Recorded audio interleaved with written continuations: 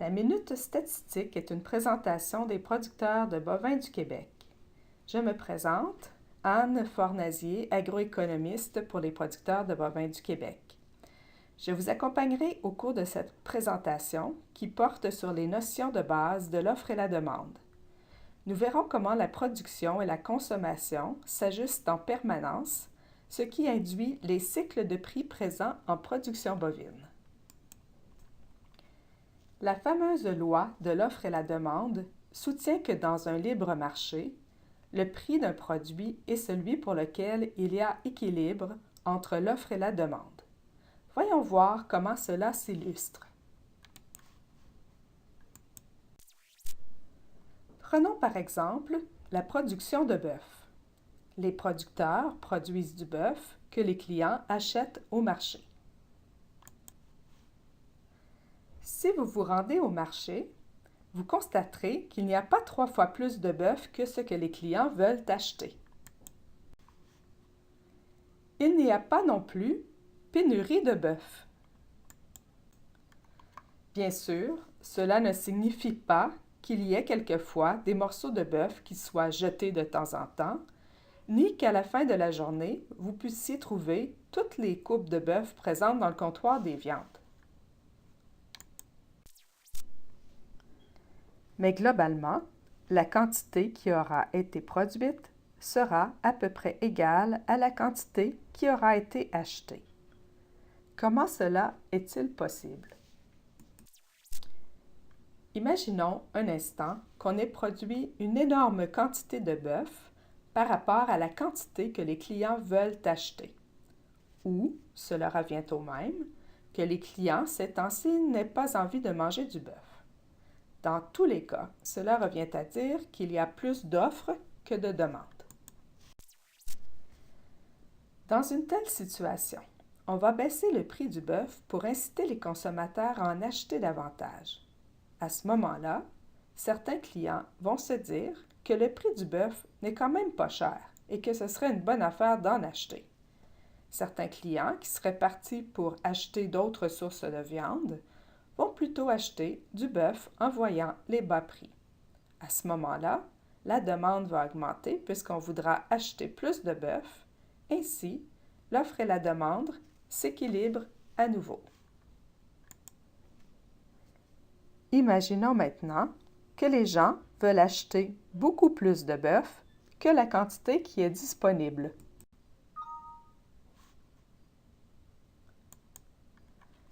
Le marchand, voyant qu'il va bientôt ne plus avoir de stock et que la demande totale de bœuf va être vendue, va en profiter pour augmenter le prix. En effet, le marchand cherche à gagner le plus d'argent possible et va donc essayer de vendre le bœuf le plus cher possible. En voyant qu'il y a beaucoup de gens qui veulent acheter du bœuf, il sait qu'il n'aura aucun problème à vendre son bœuf à un prix plus élevé. Voyant que le prix du bœuf augmente, certains clients vont se dire « C'est pas si intéressant que ça d'acheter du bœuf ». Ils vont donc reporter leurs achats sur d'autres sources de protéines moins chères. Et seuls les gens qui veulent vraiment acheter du bœuf, même s'il est un peu plus cher, vont en acheter. À ce moment-là, l'offre et la demande vont à nouveau être équilibrées. Le marchand n'a quand même pas intérêt à augmenter trop le prix du bœuf, car s'il augmente démesurément le prix, plus personne ne voudra acheter le bœuf. Il y a un deuxième aspect très intéressant dans la loi de l'offre et la demande. Il s'agit des conséquences à long terme. En effet, la loi de l'offre et la demande permet d'ajuster automatiquement la production et la demande des clients. Comment cela fonctionne-t-il? Reprenons notre exemple du bœuf. Comme nous l'avons dit tout à l'heure, s'il y a surproduction, les marchands vont baisser leur prix de façon à écouler la totalité de leur stock. Mais cela signifie, si le bœuf se vend moins cher, que les producteurs vont faire moins de profit en produisant du bœuf. Ils vont donc constater que la production de bœuf, ce n'est pas très rentable. Les producteurs, dont les coûts de production sont supérieurs aux autres, pourraient alors décider de quitter la production bovine, ce qui réduirait la taille du cheptel bovin et la quantité de bœuf produite. En faisant cela, la production va s'adapter à la consommation et le prix va revenir à un prix normal qui était le prix avant qu'il y ait surproduction. Grâce à ce mécanisme, la production se sera donc ajustée à la demande des clients. Imaginons maintenant qu'il y ait pénurie de bœuf. Comme nous l'avons dit tout à l'heure, les marchands vont augmenter leur prix. Les producteurs vont alors être attirés par la rentabilité de la production bovine et seront incités à augmenter la taille du cheptel bovin. Après quelques années, la production de bœuf va commencer à augmenter, ce qui correspondra donc à la demande de la population qui voulait plus de bœuf. Le prix va donc revenir à un prix plus normal au lieu du prix qui était élevé quand il y avait pénurie. La production se sera donc adaptée, encore une fois, à la demande des clients. Comme vous le voyez, la loi de l'offre et la demande permet donc, à court terme, de créer des prix tels que l'offre et la demande s'équilibrent en permanence. À long terme, elle permet d'ajuster automatiquement la production à la hausse ou à la baisse selon la demande des clients. Et le prix revient alors à un prix plus normal lorsque la production s'est adaptée à la consommation.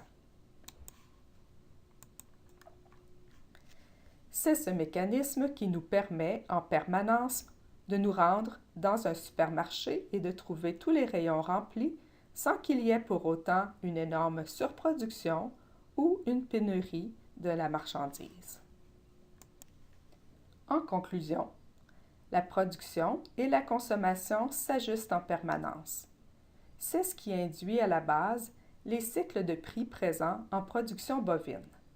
Les producteurs augmentent la taille de leur cheptel lorsque les prix sont favorables, ce qui crée plus de viande et entraîne éventuellement une baisse des prix. Il s'ensuit alors une phase de liquidation du cheptel bovin qui conduit à une baisse de l'offre et une remontée des prix. C'est la loi de l'offre et la demande. Si le sujet vous intéresse, je vous invite à visionner notre présentation sur l'offre et la demande, deuxième partie. Nous traiterons de l'évolution de la demande du bœuf dans le temps et présenterons des graphiques sur l'évolution de la demande du bœuf au Canada et aux États-Unis. Voilà qui complète la minute statistique qui dressait un portrait de l'offre et la demande de la viande bovine. Les données ayant servi à cette présentation sont fortement inspirées d'une vidéo réalisée par Raphaël Champémont sur l'offre et la demande. Le graphique que vous retrouvez en fin de présentation sur les cycles de prix du bœuf proviennent de CattleFax. Le contenu de la présentation et les commentaires vous ont été livrés par Anne Fornazier, agroéconomiste pour les producteurs de bovins du Québec. Merci et bonne journée.